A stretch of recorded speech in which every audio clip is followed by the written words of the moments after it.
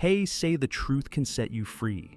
But some truths, when spoken aloud, burn. And this one might just save your soul. In a world obsessed with appearances, validation, and fleeting power, there's a quiet, invisible danger that most men never see until it's too late. She's beautiful, charismatic, even intoxicating. But beneath the surface, something feels wrong. You can't quite name it, but your soul flinches. You're not being loved, you're being drained. Type this in the comments if you've ever felt this strange, empty ache. I saw the signs too late. Now, before we go deeper, if you're someone who seeks truth no matter how uncomfortable, who values your peace more than false affection, then like this video right now. It's not for validation, it's a declaration, a signal that you're done being deceived. Today we're not talking about superficial red flags. We're going to peel back the illusion, layer by layer, until only the raw essence remains. You're about to learn the 6 signs of a low-value woman, not through judgment or ego, but through the lens of Stoic wisdom, ancient truth, and spiritual clarity. This isn't about blame, it's about vision, protection, power. Because the Stoics knew the wrong person in your life isn't just a distraction, they're a spiritual hazard. And while the world praises charm, pleasure, and performance, ancient wisdom has always whispered the deeper truth, that value is not appearance, it is vibration, it is essence. And so, we begin. You'll learn to recognize the woman whose heart is ruled not by love, but by the void. The woman who trades authenticity for attention. The one who, whether knowingly or not, chips away at your masculine spirit. These are not accusations, they are warnings, ancient ones, the kind only heard by those who are ready to awaken. This video will take you deep into forgotten philosophies, decode the signs, and arm you with the clarity to see through the illusion. Some of what you hear will challenge you. Some of it might even sting. But if you stay with me, if you really listen, what you learn here could protect your purpose, your peace, and your soul. Let's go back to the beginning, to the roots, to the wisdom that has been buried for centuries beneath layers of noise and deception. What makes a woman high or low value? It has nothing to do with status, and everything to do with energy, alignment, truth. And once you see it, you can't unsee it. The Stoics walked through empires built on illusion. From the marble courts of Rome to the scroll-filled libraries of Athens, they witnessed the rise and fall of those who chased pleasure, flattery, and false power. And through it all, they wrote quietly, warning future generations about the dangers not just of tyrants, but of those who poison the spirit in subtle ways. Epictetus once said, "It is impossible for a man to learn what he thinks he already knows." And this, perhaps, is why so many fall prey to low-value energy cloaked in beauty, charm, and softness. Because we assume we can spot danger when it comes. But the ancient philosophers knew, true danger doesn't shout, it whispers. And most men never hear it until it's wrapped around their lives like a silk noose. In ancient Greece, the word kaikia was used to describe a corrupted soul, a spirit not evil in the dramatic sense, but selfish, emotionally chaotic, lacking inner harmony. And many Stoics believed that kaikia could manifest in a person whose desires had overthrown their reason. They are not to be hated, the Stoics taught, but observed, and, when necessary, avoided. The sages didn't write scrolls on toxic relationships, but they did warn of those who live without logos, the divine reason, the inner light. A person disconnected from this source is not just lost, they're dangerous to those who are trying to rise. Like an anchor tied to a bird, like fog to a flame. Seneca wrote of women who were a storm in silk, who knew how to please but not how to love. They mastered allure but lacked virtue. He wasn't condemning femininity, he was revealing a pattern, a spirit that appears through history. A kind of siren energy that does not wish to uplift, but to consume. We see it echoed again in ancient Egyptian wisdom. In temple texts carved into sandstone, priest scholars wrote of the devourers of vitality, entities in human form who drain others to feel full. They enter your life not to build, but to feed. And unless you recognize them, you'll think they're a blessing, right until your purpose begins to rot. This is not gender warfare, this is spiritual warfare. And spiritual warfare begins with discernment. The Stoics taught that virtue is the highest good, But that means we must also learn to spot the absence of virtue, no matter how beautiful its disguise.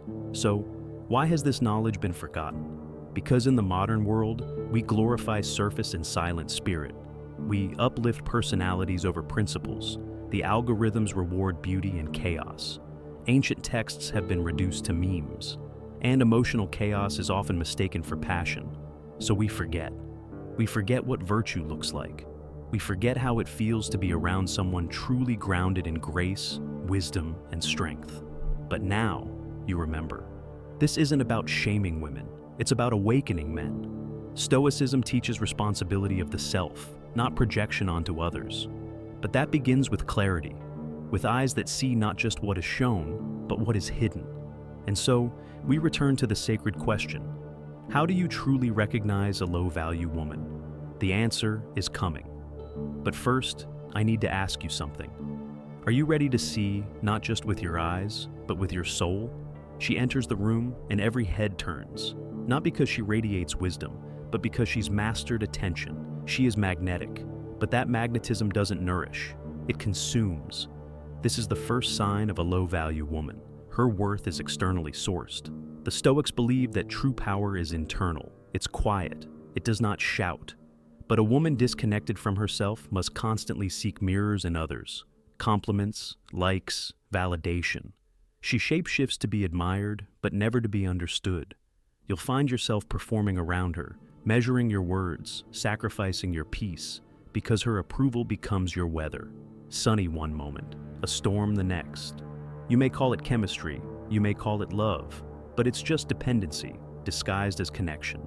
The second sign is subtle and far more dangerous. She weaponizes emotion, her pain becomes currency, her silence becomes control.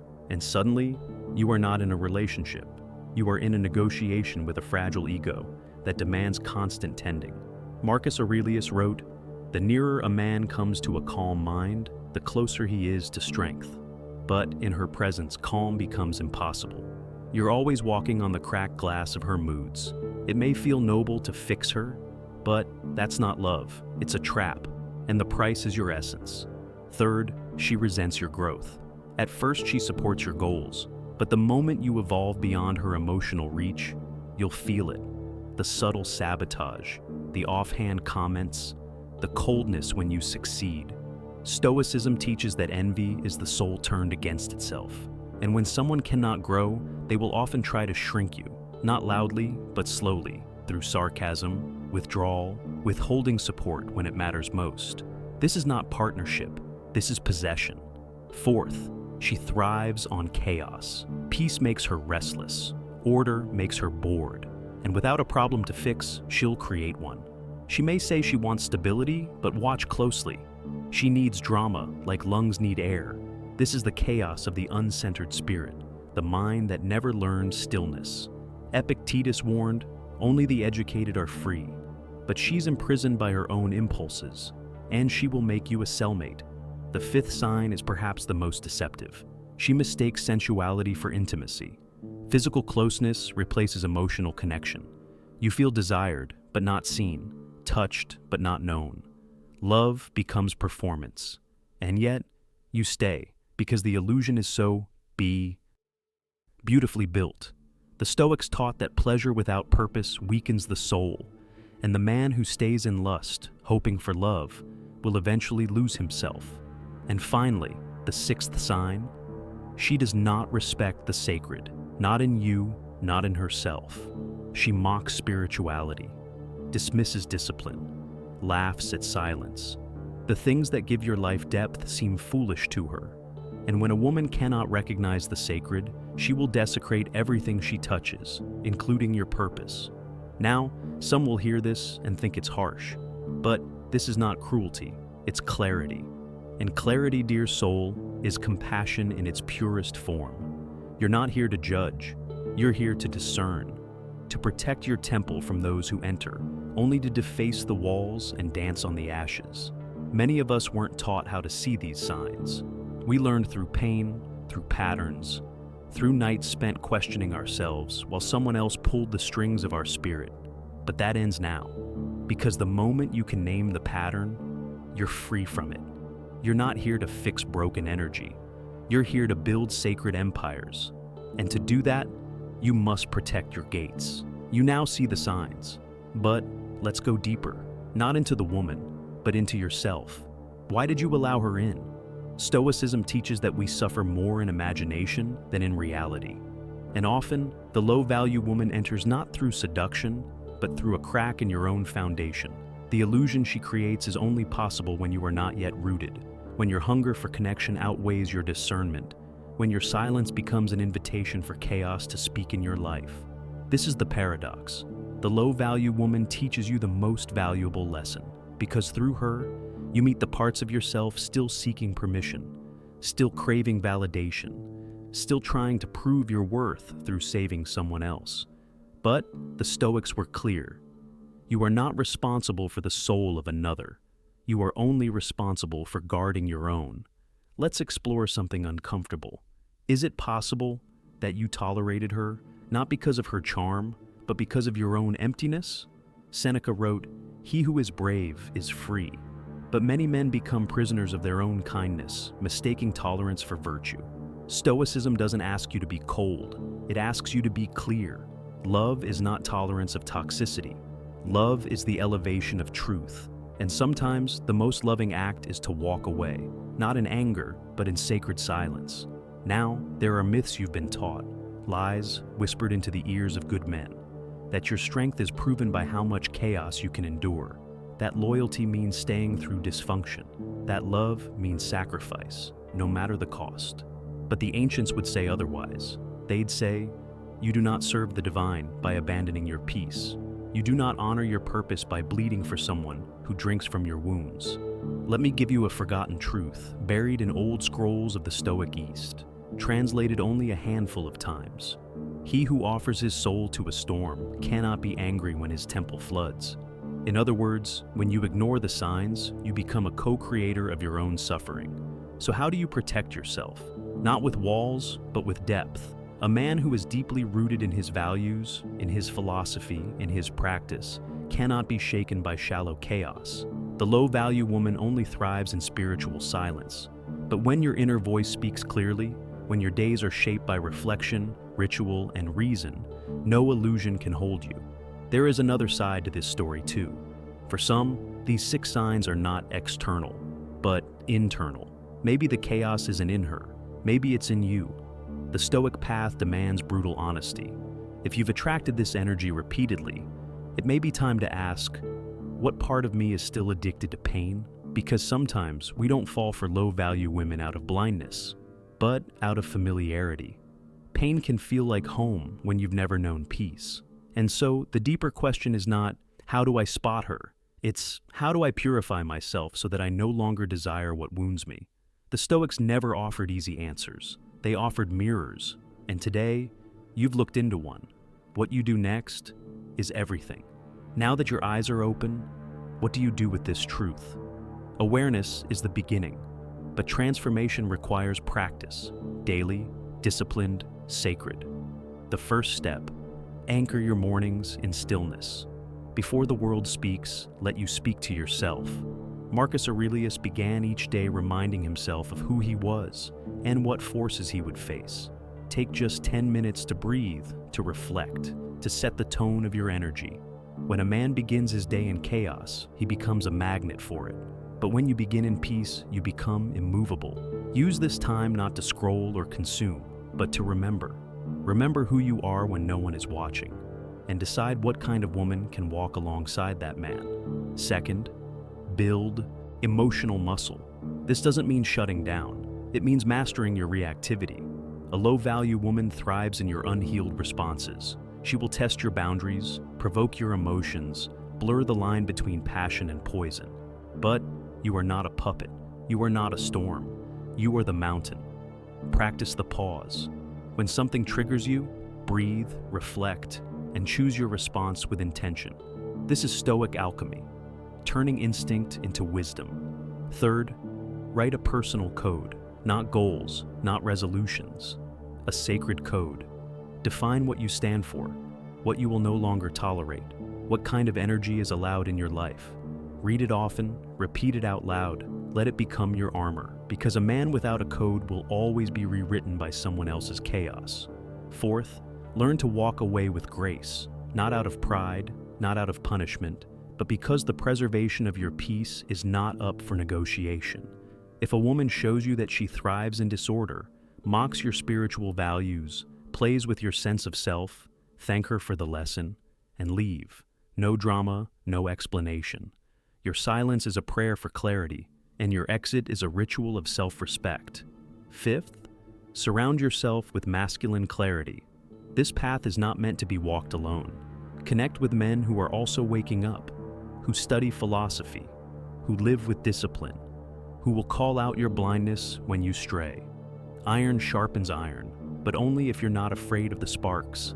And finally, return to the sacred. The Stoics believed in something higher. Call it logos, the divine order, the inner flame. Reconnect with that through whatever path speaks to you: meditation, scripture, stillness, nature. Because when you are filled with spirit, there is no space left for manipulation. When you walk with the sacred, chaos cannot follow. It simply falls away. Remember, this isn't about building walls around your heart.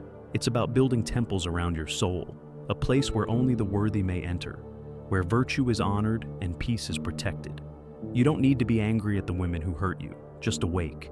And once you are awake, everything becomes a choice, not a chain.